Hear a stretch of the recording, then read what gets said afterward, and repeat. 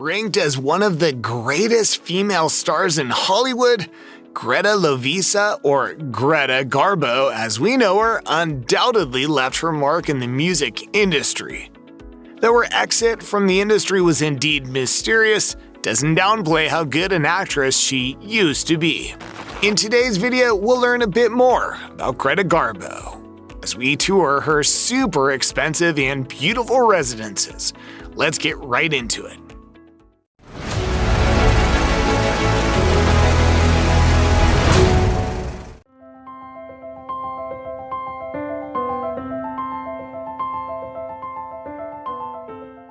Let's start with Greta Garbo's iconic Manhattan home, a place that was more than just an address. It was a sanctuary. In 1953, Garbo moved into a 7-room apartment in the Campanile building located at 450 East 52nd Street. Sitting at the end of a quiet cul-de-sac and overlooking the East River, it offered her the privacy and serenity she craved. She stayed there for the rest of her life, up until 1990.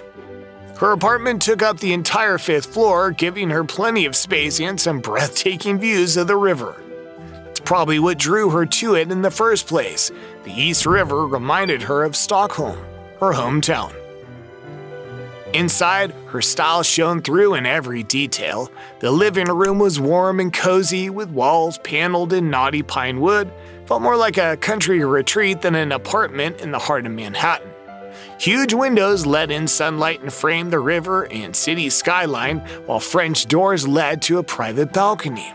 That balcony, her little escape, where she could take in the breeze and watch boats pass by. The primary bedroom was pure Garbo. She had the walls and the headboard covered in soft, rose-colored Fortuny silk, creating a peaceful and luxurious retreat. The second bedroom carried by signature touch too, with a custom rug in pink and green that tied into her favorite color palette. Even the dining room showed her Scandinavian roots, clean, understated, but with a quiet charm.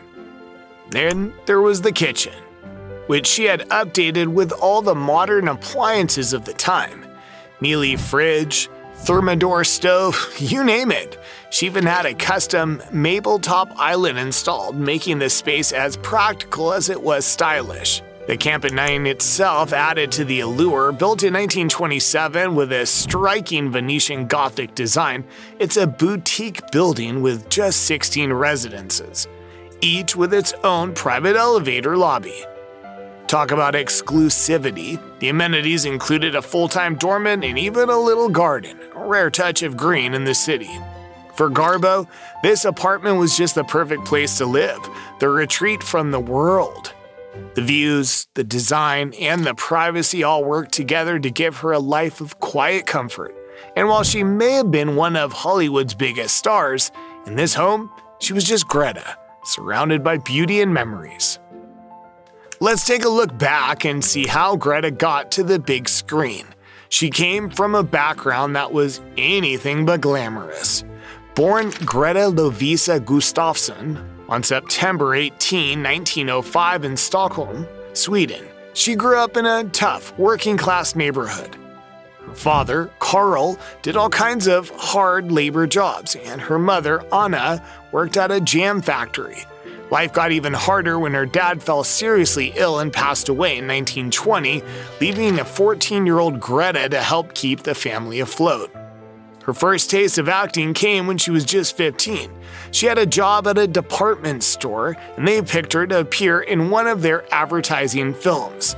That tiny role lit a spark in her. Soon, she decided to take a leap and quit her job to chase her dream in Swedish cinema. Her talent didn't quite end there. She landed a scholarship to the prestigious Royal Dramatic Theatre School in Stockholm. It was a big deal, and it was where she met someone who would change her life: director Marit Stiller. He saw something extraordinary in Greta and cast her in the saga of Gustav Berlin, giving her a real shot to shine. He even helped her come up with the name we know her for, Greta Garbo.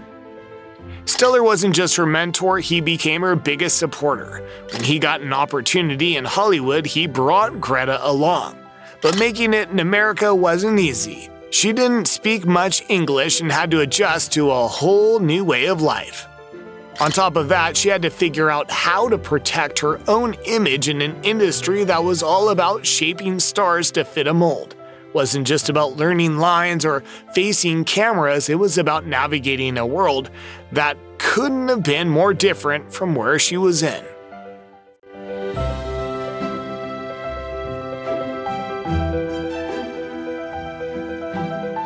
Greta Garbo's Beverly Hills estate was her best living spot. It was a stunning estate tucked away at 9330 Beverly Crest Drive. It was built in 1937 with privacy at the top of its list. It had high walls, minimal windows, and a layout that gave her the peace and quiet she craved. Perched on a hill in the exclusive Beverly Crest neighborhood, this estate originally had 6 bedrooms and 6 bathrooms spread across nearly 4,700 square feet. The house had sweeping views of Los Angeles, from downtown all the way to the Pacific. Inside, rich woods and stone were everywhere, giving the home a grounded, natural feel. The living areas were open and welcoming, ideal for a quiet evening or a small, intimate gathering. Her bedroom was particularly special, with a curved fireplace that added a touch of charm and personality. Fast forward to 2006, and designer Nicole Sassaman gave the place a serious makeover. She wanted to modernize the estate but still keep the charm that made it special. One of the biggest changes? Adding a second story, which basically doubled the size of the home.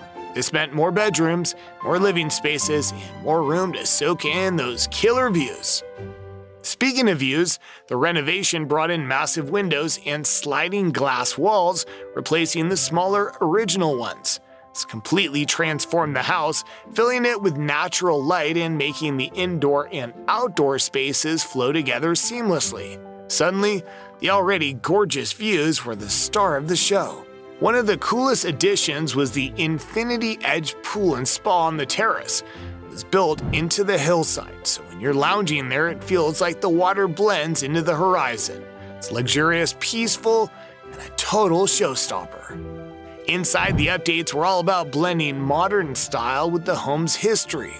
The kitchen got a sleek upgrade with high-end appliances and custom cabinetry, but it still felt like it belonged in the house. Open living spaces and those sliding walls made everything flow, creating a home that felt both fresh and timeless. And don't worry, Garbo's curved fireplace in the bedroom stayed right where it was. The outdoor spaces also got some love. Expansive decks and beautifully landscaped lawns gave the property a new energy while maintaining the privacy Garbo had so carefully sought. The hilltop location already kept things serene, but the added greenery made it feel even more tucked away from the buzz of the city. In 2022, the estate hit the market for a cool $12 million, and honestly, it's easy to see why. The combination of Hollywood history, modern luxury, and those incredible views makes it stand out.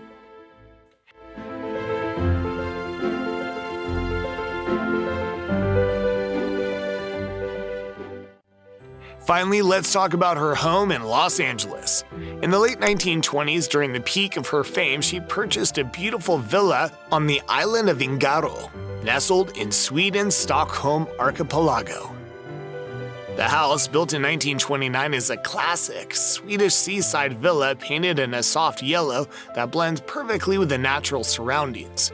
Spanning 3 levels and about 3,046 square feet, it was 7 bedrooms, making it spacious yet cozy. The main floor is warm and welcoming with a central hall that opens into a large living room, a modern kitchen, and a dining room with bay windows that catch the morning light. From the dining area, you can enjoy views of the Baltic Sea. Now, the basement, originally a game room, features stucco murals depicting scenes from Swedish history, particularly the era of King Gustav Vasa. The space has since been turned into a guest room with a cozy fireplace. There's also a sauna, a shower, laundry facilities, and plenty of storage space. Outside, the property covers over 2.6 acres of lush greenery. The gardens are dotted with oak trees, rhododendrons, and lavender, offering a peaceful space to relax or wander. There's also 2 small cabins on the property, a garage, and even a brewing facility. A private dock and direct beach access make it easy to enjoy the calm waters of the archipelago. In 2018, the villa went up for sale, giving the world a rare glimpse into Garbo's private place. While details on the sale weren't exactly made public, we know it is really a huge part of her story. Still Greta's story, let's talk about 2 of her achievements. Her first talkie, Anna Christie, 1930, was a huge success and earned her an Academy Award nomination. It was sold with the tagline, "Garbo Talks," and her angelic voice, so to say, didn't disappoint. This film showed that her talent wasn't just limited to silent films, she was just as captivating when she spoke. One of her greatest achievements was her ability to command the screen and draw audiences into her world. Her performances in films like Camille, 1936, where she played a tragic courtesan, were heartbreakingly beautiful. For this, she won an Oscar nomination, and the movie was considered one of her finest works. That's all for today's video. If you enjoyed it, make sure to give it a thumbs up and subscribe to our channel so you never miss out on our latest videos. See you in the next one.